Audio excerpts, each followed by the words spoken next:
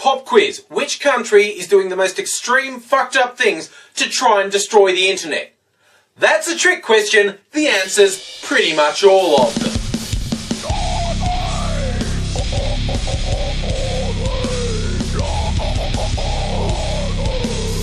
G'day viewers, and welcome to Totally Fucked Up Friday, which does indeed start this week with tales of how various governments are trying to fuck up the internet. I had a few messages this week saying, oh, you're going to do the story about how Australian ISPs have quietly started censoring the internet. And yes, the major Australian ISPs have agreed to voluntarily censor some sites.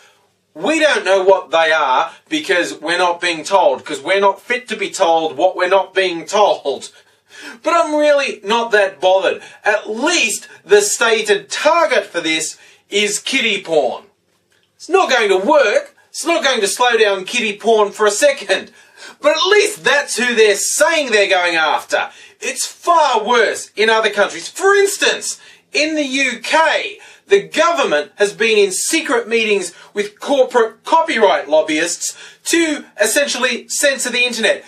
Get rid of silly things like due process and court oversight and put in place rules that would let them really quickly shut down websites that the rights holders say are infringing, and just get rid of them. I always say rights holders in air quotes because these are never the people who created something. It's not the bands, it's not the writers, it's not the actors, it's not these people who are out there being punitive about the internet, although a lot of those people are unhappy about what they see happening on the internet. The people launching these fucked legal processes are people who've never created anything apart from a fucking ledger and a spreadsheet in their fucking life. And they make me absolutely sick. And the fact that this is going on secretly as well, and it's being either solely represented or grossly overrepresented by corporate rights holders,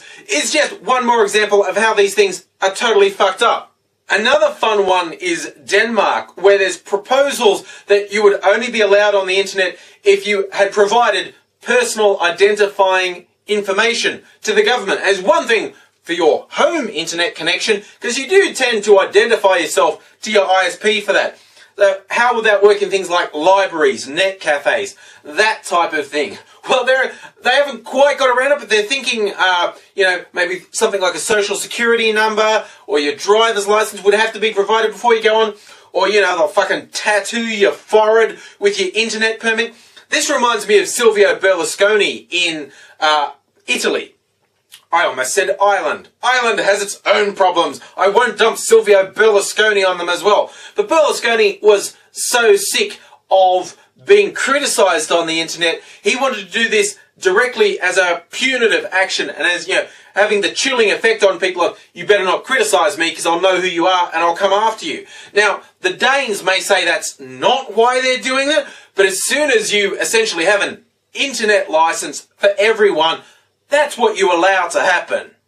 And to talk about rights wouldn't be complete without a visit to the jolly old land of the free, the USA, where the big ISPs there have also been working with corporate copyright lobbyists to fuck over the population. AT&T, Comcast, Verizon have all been in this, and the idea they're talking about is sort of graduated responses to accusations of copyright infringement. This includes things like throttling your bandwidth, limiting what sites you can see, like literally saying, okay, you're only allowed on like these 200 websites because of the accusation of these companies. And that's what shits me the most. If you're actually getting people who are making a commercial profit from pirating stuff, I would not lose any sleep over them. But this is bullshit where the accusation of these companies is enough to get you fucked with your internet. This is just one more example of, with our constant fight and constant struggle, we're all totally fucked up.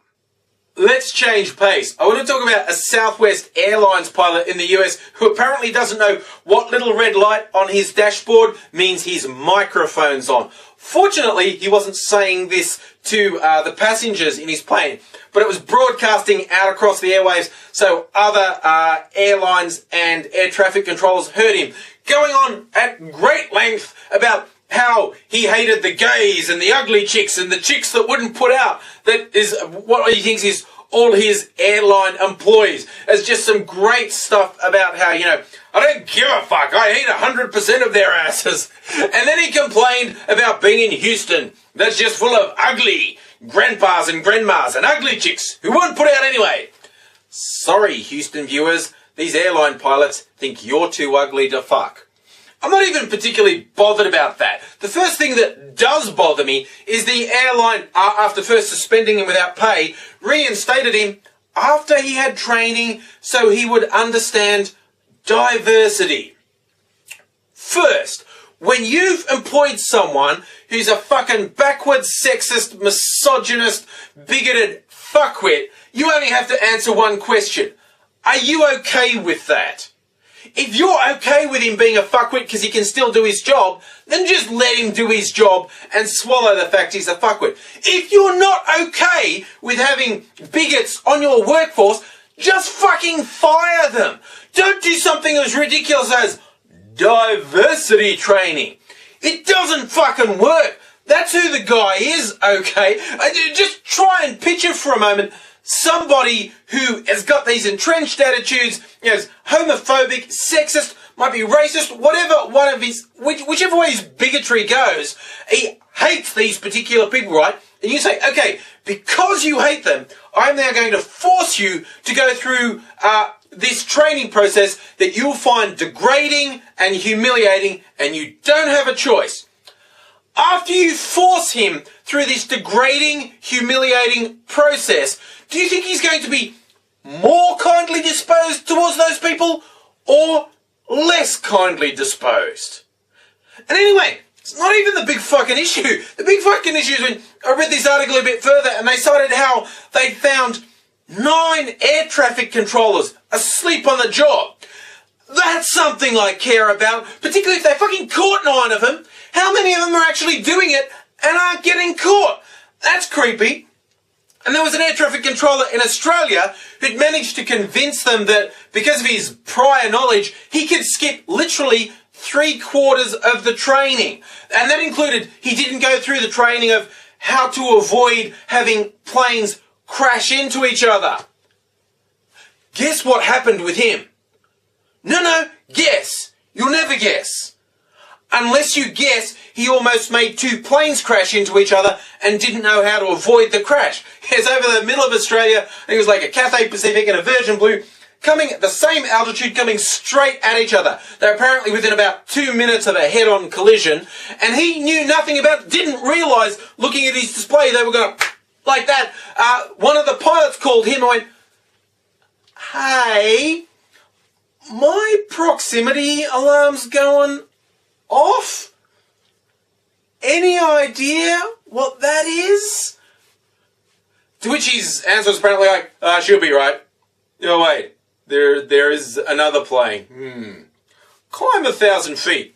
You know, if you want, you do it. Just, you know, don't overreact." At a certain point, while he's still fucking around, both pilots went, "This is probably bad," and they both banked right, which is apparently their default emergency maneuver. They're not meant to do that without clearance, but I think they figured this guy didn't have the clues together to give them clearance. And, you know, God, the most totally fucked up thing is the bureaucratic jargon they used in the report. This is one of those things I've written down to get it right word for word. See if you can tell what this sentence means. The pilot had not received training in compromised separation. As such, he was inadequately equipped to manage the imminent conflict. If you can't translate that, I believe it means something like, we didn't teach him how to not crash planes into each other. As a result, he was going to kill fuckloads of people. And let's end with a bit of cultural diversity and talk about the BagelHeads of Japan. What's a BagelHead in Japan, you ask? I'm glad you asked. It's these people. What's that you're saying? Is that like the worst boil in history? Probably, or it will be one day. No, that's completely voluntary. It's a trend in the extreme body mod people. It's actually only temporary, apparently.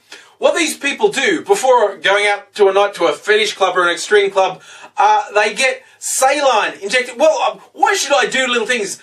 Pointing, look, here's a photo of them with the saline being injected into their foreheads. Apparently it takes a couple of hours to get it pumped in there, so there's a huge balloon of saline under their skin, which they say it's all cool because it's saline. Eventually the body just absorbs it and it goes back to normal with no ill effects. And if I say, doesn't it stretch the skin? And say, no, not these people. I've never seen it happen. That's because they're fucking 20, right? And they got this tight, supple skin. You did it to me, right? It would look all fine and it'd just be... And I would look like one of those dogs with the saggy faces. I mean, like, more than I do now. It's like, these guys, they'll do it a whole bunch of times for a whole bunch of years ago. No ill effects. And then one day, it'll drain away and the skin will just go, oh, that's never happened before. I'm blind. Wait, no, I lift up the flaps of skin and I can see. I mean, whatever. Do what you want. At least you've provided the world with a bit of entertainment. But this group shot, which I particularly like seeing them all together, especially with the smiling ones, I just think these people have no sense of occasion. If I was posing for pictures like that with the things that are injecting, all it makes me think of is like the Matrix or something, but stuff's actually being sucked out of their head. I'd just be doing that with my eyes rolling back and, you've got it in reverse, you've got it in reverse, you're sucking my brains out.